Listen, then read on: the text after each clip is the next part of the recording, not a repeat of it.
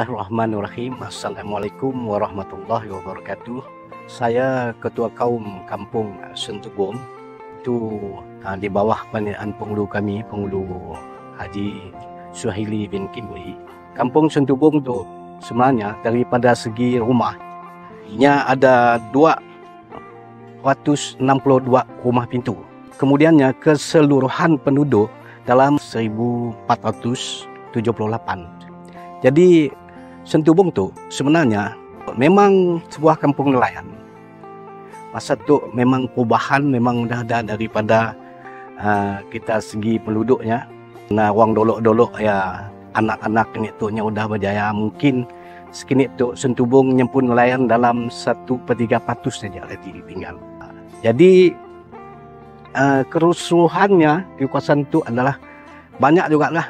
Dari arus pembangunan yang baru, dari nampaknya Sentubong itu pasirnya dengan lautnya, kita dapat menikmati Sentubong pada tahun 60-an memang berbeza pada zaman itu. Lagi satu tentang saya nak mengulas Sentubong Day ini adalah satu ilham ayahanda penghulu dolok lah, iaitu Haji Sukri, iaitu ayahanda kepada Puan Nancy. Nya nak mengenal Tuk Sentubong Tuk di mata dunia, maka ya dolok kucing ke Sentubong semuanya menggunakan kapal. Dari sialah pelancong-pelancong mereka orang putih tahu Sentubong tu adalah satu tempat pelangian yang tercantik lah bagi dia mengenal Sentubong tu. Tuk yang dimau oleh Allahyarham Penghulu Sukri dolok supaya Sentubong tu dikenali. Nama saya tu Naya Haji Suhaili bin Kimli, penghulu Kampung Sentubong. Tapak yang saya ada tu adalah tempat berdirinya sekolah yang pertama sekali lah.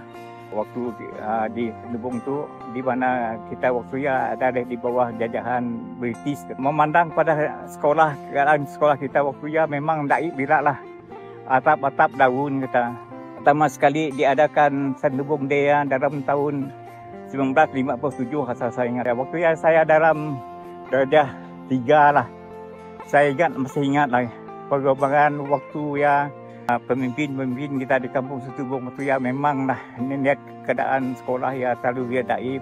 Nama saya tu bermacam-macam lah cadangan waktu lah. Saya pertama sekali kita semangat yang ditunjukkan dari penduduk kampung waktu nak melihat lah macam ni, nak mula perubahan supaya keadaan yang daib bila dapat diubah.